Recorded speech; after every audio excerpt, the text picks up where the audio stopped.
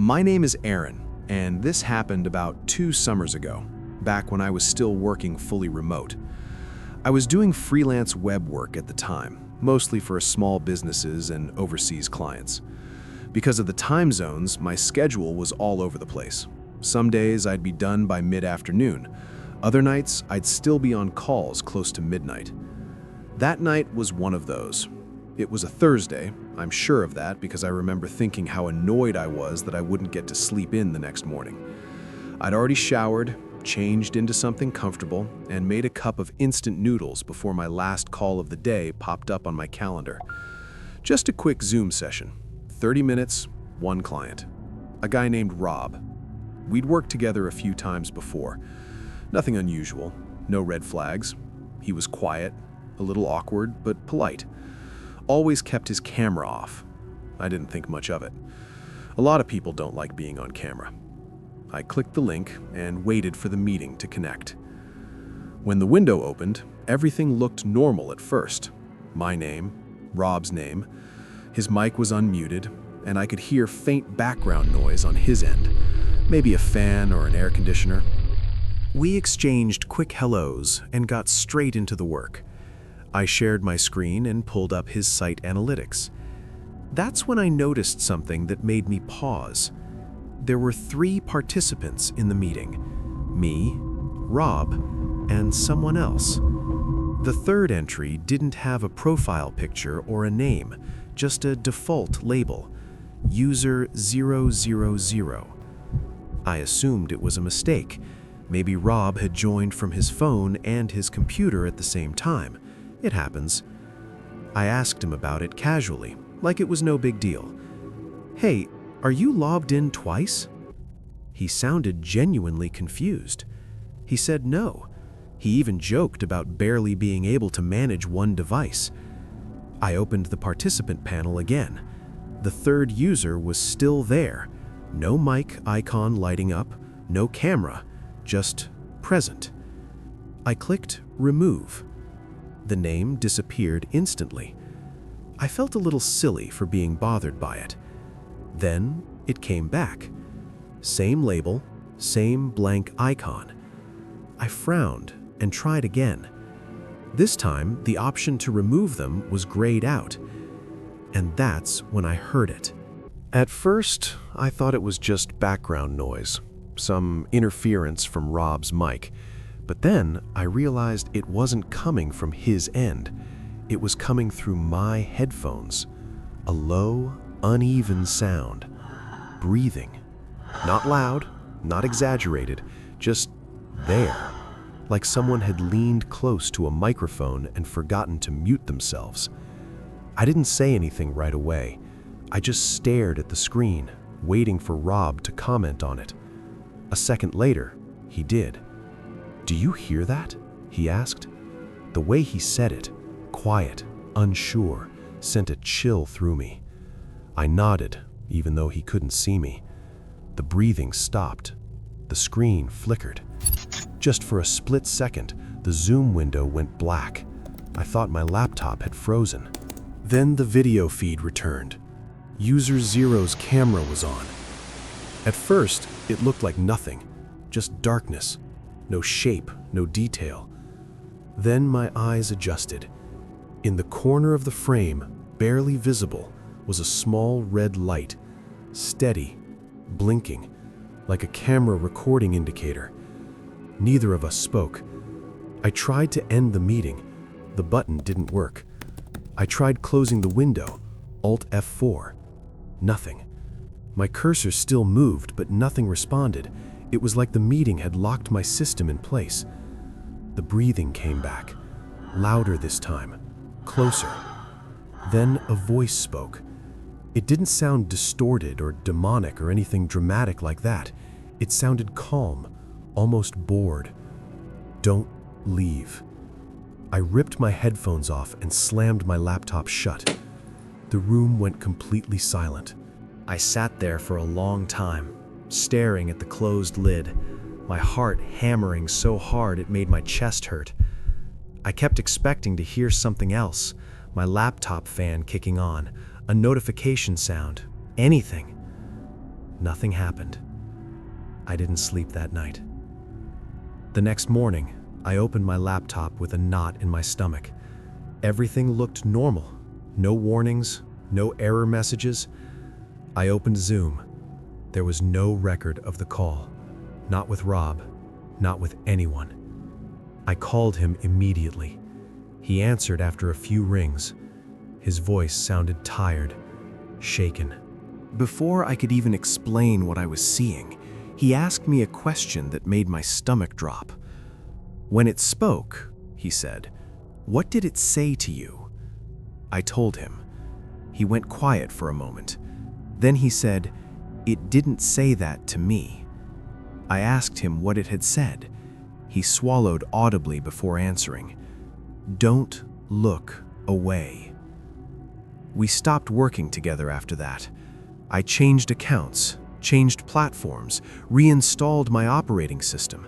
I even replaced my laptop a few months later, partly out of necessity, partly out of paranoia. Nothing like that has happened again. But sometimes, when I'm on a late-night call, I still glance at the participant list, just to make sure I'm alone.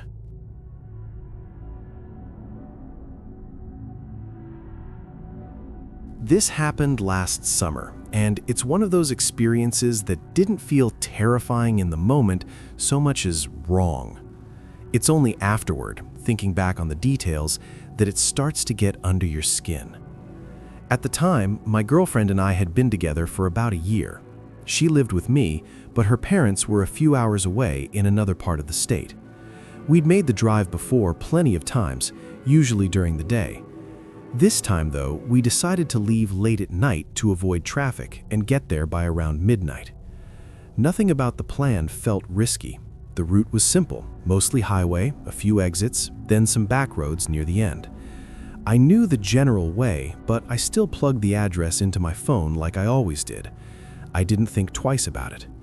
The GPS loaded for a few seconds and then gave us a route I didn't recognize. Instead of taking the main highway for most of the drive, it suggested we exit early and cut through a series of smaller roads. It claimed the route would save us almost 20 minutes. I remember hesitating for a moment, hovering my thumb over the screen, but I figured maybe there was construction or traffic I didn't know about. Apps update all the time. I shrugged and followed the directions. For the first half hour, everything felt normal. The roads were quiet in that peaceful late-night way. My girlfriend was scrolling through her phone, half watching some video with the volume low. I had music playing softly, the windows cracked open just enough to let cool air in. The GPS spoke occasionally, giving turns at the right moments. Nothing strange. Then, without warning, the map froze. The arrow showing our car stopped moving. The screen dimmed for a second, like the app had crashed, and then it refreshed. The route changed. Recalculating, the GPS said. I laughed and made a joke about my phone getting tired. My girlfriend barely looked up. But 10 minutes later, it happened again. Freeze, refresh, new directions. This time, the turn it suggested led us off a 2-lane road onto something narrower. No shoulder, no streetlights, just darkness stretching ahead of us. I noticed then how quiet it had gotten outside the car. No distant highway noise, no passing vehicles, just the hum of the engine and the tires on asphalt. Another recalculation, another turn. Each one pulled us farther away from anything familiar. The roads started winding more, cutting through areas that felt completely empty. We passed long stretches of open land, then clusters of trees, then fields that disappeared into darkness on either side of us. I don't remember seeing a single house with lights on. No other cars passed us, not one. After nearly an hour, my girlfriend finally put her phone down. "This doesn't feel right," she said. "Shouldn't we be there by now?" I told her we probably just took a weird shortcut and that the GPS said we were making good time, but when I zoomed out on the map, my stomach tightened. We weren't anywhere near her parents' town, In fact, the names of the towns around us didn't ring a bell at all. I'd lived in the state my whole life, and yet none of it looked familiar. I was about to suggest turning around when the GPS spoke again. Arriving at destination. I slowed instinctively, scanning the road ahead. There was nothing there. No house, no driveway, no mailbox, no lights in the distance. Just an empty field stretching out on both sides of the road, tall grass swaying gently in the breeze. My headlights barely reached the edge of it before the darkness swallowed everything else. I pulled over, confused more than scared. I assumed the pin had dropped wrong or the app had glitched. Then the GPS spoke again. Proceed 20 feet forward. My girlfriend's hand clamped onto my arm immediately. "Don't," she said. Her voice was tight. "Just turn around." I don't know why I didn't listen right away. It wasn't curiosity, it wasn't bravery. It felt more like compliance, like the suggestion hadn't registered as a suggestion at all. I eased the car forward a few feet.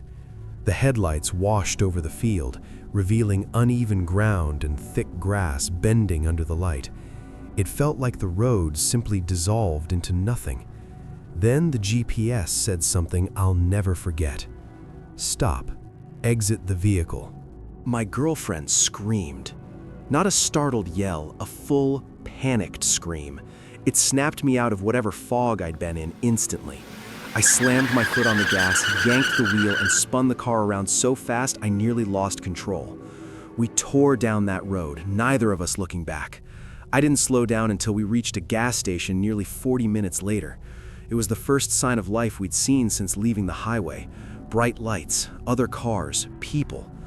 I pulled into a parking spot and just sat there, breathing hard. My hands were shaking so badly I had to grip the steering wheel to steady them.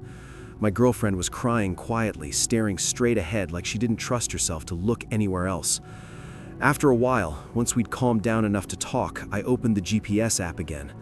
The route history showed a completely normal trip. Straight highway, no detours, no recalculations, no back roads. According to the app, we'd never left the main route at all. We eventually made it to her parents' house, but neither of us slept much that night. The next morning, I went outside to grab something from the car, and that's when my stomach dropped. There were streaks of dried mud along the doors and the bumper. Tangled in the front grille were clumps of tall grass. The same tall grass I'd seen swaying in that field. The thing is, I never drove into it. I'd only moved the car forward a few feet before turning around. There was no reason for it to look like we'd been off-road. But the evidence was there. To this day, I don't know what happened. I don't know if it was a glitch, a hack, or something else entirely. All I know is that I don't blindly follow GPS anymore. And whenever I drive at night, I keep the map zoomed out, just in case it ever tells me again to stop and exit the vehicle.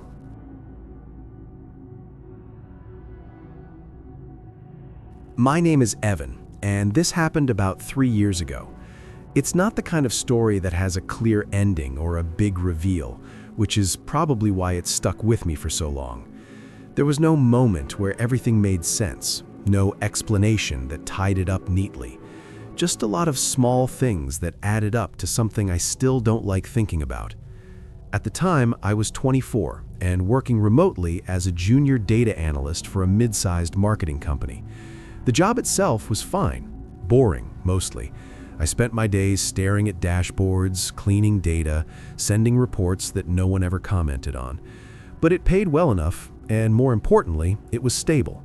I lived alone in a one-bedroom apartment in a quiet part of town. Nothing fancy. Thin walls, loud neighbors, the kind of place where you hear footsteps in the hallway and always assume it's someone else. Because I worked from home, I was on my laptop constantly. It was company-issued and locked down with all kinds of security software. VPN, two-factor authentication, device monitoring, the whole deal. I didn't think much about it. Everyone had the same setup. You get used to things like that. You also get used to routines. That's probably why the first thing I noticed felt so off. One morning, I opened my laptop and saw that Slack was already open. That wasn't unusual by itself, it auto-launched sometimes, but I immediately noticed there were unread messages. Messages timestamped just before 3 a.m. I frowned, still half asleep, and clicked into the thread. It was from my manager, asking if I'd noticed a discrepancy in one of the reports. Normal enough. But right below it was a response from my account, sent at 2:51 a.m. It said, "I saw it. I'll fix it before morning." I just stared at the screen. I knew I hadn't sent that message. I was sure of it. I'm a light sleeper, and I remember going to bed around midnight. I hadn't woken up, I hadn't checked my phone, I hadn't even dreamed about work, which honestly would have been impressive. At first, I tried to rationalize it. Maybe I typed it on my phone and forgot. Maybe I was half asleep. Maybe Slack glitched and duplicated something. I checked my phone's activity history. No Slack usage overnight, no notifications opened, nothing. Later that morning, I casually asked my manager if he remembered messaging me so late. He sounded confused. He said he didn't message anyone at night and usually scheduled things to send in the morning. That was the first time I felt that subtle sense of unease. Not fear exactly, more like the feeling you get when you realize something doesn't quite line up, but you don't know which part is wrong. I told myself it was probably a system issue and moved on. About a week later, it happened again. This time, it was an email. I opened my inbox and saw a reply from IT responding to a message I didn't remember sending. The subject line was something like VPN access logs inquiry. I scrolled down. The original email was from my account, sent just after 1 a.m. It asked whether there had been any unusual VPN activity tied to my login credentials. The tone was professional, polite, exactly how I would write, but I hadn't written it. That was the moment I stopped brushing it off. I contacted IT directly and explained what was happening. They checked my account and told me everything looked normal. No suspicious IP addresses, no logins from unfamiliar locations, no evidence of compromise. They suggested I change my password anyway, so I did. New password set, password manager generated, two-factor reset. I even logged out of all sessions, just to be safe. For a couple of days, nothing happened. I started to relax. Then I got a reply to that original email. IT responded with something vague, saying they'd reviewed the logs and hadn't found anything unusual. The problem was, I hadn't followed up, but according to the email thread, my account had. There was another message sent around 2:30 a.m. asking for clarification. I felt sick. I checked everything again. Phone, laptop, router logs, even changed my Wi-Fi password. Still, no alerts, no warnings, no signs of intrusion. That night, I decided to stay awake. I left my laptop open on my desk, webcam covered, microphone muted, brightness turned low. I sat on the couch across the room, pretending to watch TV, but really just staring at the screen. Around 1 a.m., nothing happened. At 1:12 a.m., the screen flickered. At first, I thought it was just the display dimming or some background process.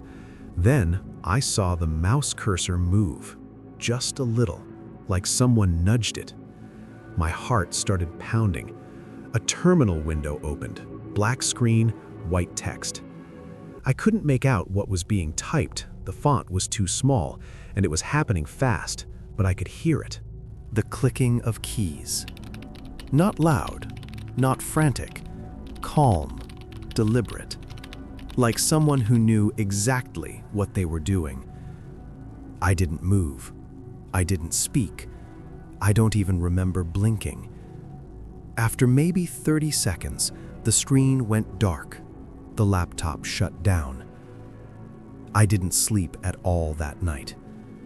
The next morning, I tried to turn the laptop back on. It wouldn't boot. Instead, it displayed a message saying the device had been remotely decommissioned. When I contacted my company, they told me the laptop had been wiped due to policy concerns. They refused to elaborate. I asked if there had been suspicious activity tied to my account. They said no. I asked if anyone else had accessed my device. They said that wasn't possible. 2 weeks later, I was laid off. They said it was unrelated. I didn't argue. I returned the laptop and tried to forget the whole thing. But here's the part I still don't like. Even now, years later, I still check my sent folders before bed. Email, messages, everything. Sometimes there are drafts there. Half-written messages I don't remember starting. They're never sent, just waiting. And I don't know if that makes me feel better or worse.